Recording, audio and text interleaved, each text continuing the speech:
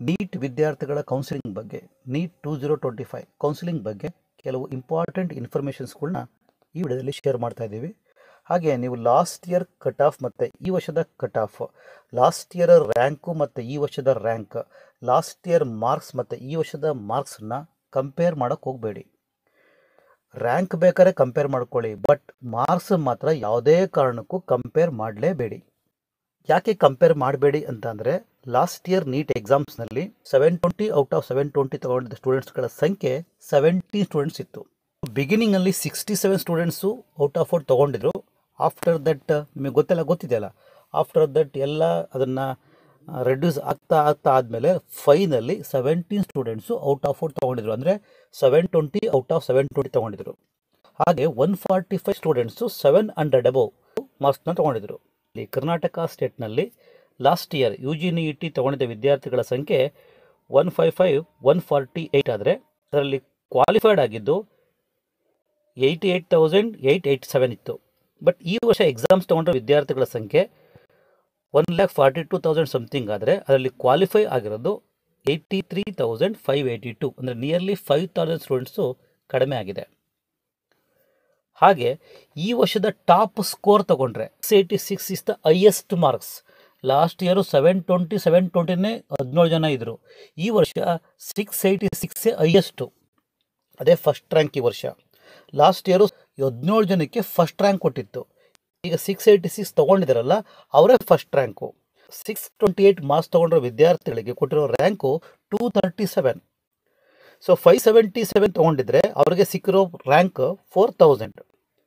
568 something ತೊಗೊಂಡಿದ್ರೆ ಅಂತಹ ವಿದ್ಯಾರ್ಥಿಗಳಿಗೆ ಸಿಕ್ಕಿರೋ ರ್ಯಾಂಕಿಂಗು 6,000.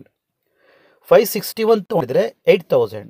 552 ತೊಗೊಂಡಿದ್ರೆ 11,000. 544 ತೊಗೊಂಡಿದ್ರೆ 15,000. 535 ತೊಗೊಂಡಿದ್ರೆ 21,000. 526 ತೊಗೊಂಡಿದ್ರೆ 26,000. ನಿಮ್ಮ ರ್ಯಾಂಕಿಂಗು ಎಷ್ಟು ಬಂದಿದೆ, ನಿಮ್ಮ ಮಾರ್ಕ್ಸು ಎಷ್ಟಿತ್ತು, ಹಾಗೆ ರ್ಯಾಂಕಿಂಗ್ ಎಷ್ಟು ಬಂದಿದೆ ಅದನ್ನು ಕಾಮೆಂಟ್ ಸೆಕ್ಷನಲ್ಲಿ ಕಾಮೆಂಟ್ಸ್ ಹಾಕಿ. ನೀವು ಲಾಸ್ಟ್ ಇಯರ್ ಮಾರ್ಕ್ಸನ್ನು ಈ ವರ್ಷದ ಮಾರ್ಕ್ಸ್ ಜೊತೆ ಕಂಪೇರ್ ಮಾಡಿಕೊಳ್ಳೇಬೇಡಿ.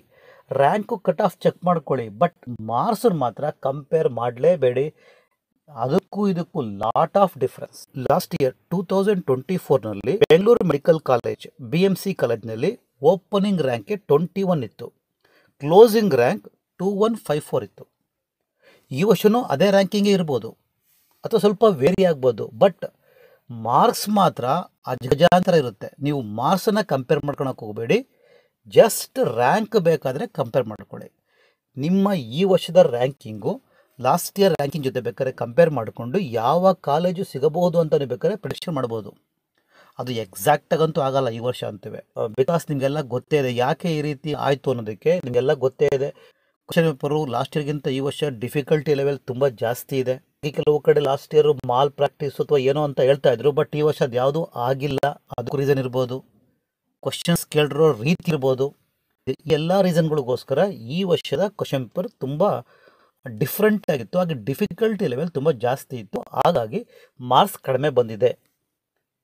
ಸೊ ನೀವು ರ್ಯಾಂಕ್ಗಳನ್ನ ಚೆಕ್ ಮಾಡಿಕೊಂಡು ಪ್ರಿಡಿಕ್ಟ್ ಮಾಡ್ಕೊಳ್ಳಿ, ಅದು ಬಿಟ್ಟರೆ ಮಾರ್ಕ್ಸನ್ನು ಕಂಪೇರ್ ಮಾಡ್ಕೊಳ್ಳೋಕೆ ಹೋಗಬೇಡಿ. ಇನ್ನು Mysuru medical college last year 197ಇಂದ ಓಪನಿಂಗ್ ರ್ಯಾಂಕಿಂಗ್ ಇತ್ತು, ಅದೇ ರೀತಿ 7067 ಕ್ಲೋಸಿಂಗ್ ರ್ಯಾಂಕ್ ಇತ್ತು. ಈ ವರ್ಷವೂ ಅದೇ ರ್ಯಾಂಕಿಂಗ್ ಇರ್ಬೋದು ಅಥವಾ ಸ್ವಲ್ಪ ವೇರಿ ಆಗ್ಬೋದು. ಮುಂದೆ ರ್ಯಾಂಕ್ ವರ್ಸಸ್ ಮಾರ್ಕ್ಸ್ ಬಗ್ಗೆ, ಹಾಗೆ ಯಾವ ಕಾಲೇಜಲ್ಲಿ ನಿಮಗೆ ಎಷ್ಟು ರ್ಯಾಂಕ್ ಇದ್ದರೆ ಈ ವರ್ಷ ಸೀಟು ಸಿಗಬಹುದು, ಹಾಗೆ ಈ ವರ್ಷದ ನೀಟ್ ಪ್ರಕ್ರಿಯೆ ಬಗ್ಗೆ ಪ್ರತಿಯೊಂದು ಡೀಟೇಲ್ಸ್ ಬಗ್ಗೆ ನಿಮಗೆ ಇನ್ಫಾರ್ಮೇಷನ್ಸ್ ಕೊಡ್ತಾ ಇರ್ತೀವಿ. ಹಾಗಾಗಿ ಚಾನಲ್ನ ವಿಸಿಟ್ ಮಾಡ್ತಾ ಇರಿ. ನಮ್ಮ ಚಾನಲ್ ಸಬ್ಸ್ಕ್ರೈಬ್ ಮಾಡ್ಕೊಂಡಿಲ್ಲ ಅಂದರೆ ಸಬ್ಸ್ಕ್ರೈಬ್ ಮಾಡ್ಕೊಳ್ಳಿ. ನಿಮಗೆ ಈ ವಿಡಿಯೋ ಇಷ್ಟ ಆದರೆ ಲೈಕ್ ಮಾಡಿ. ಟೇಕ್ ಕೇರ್, ಬಾಯ್.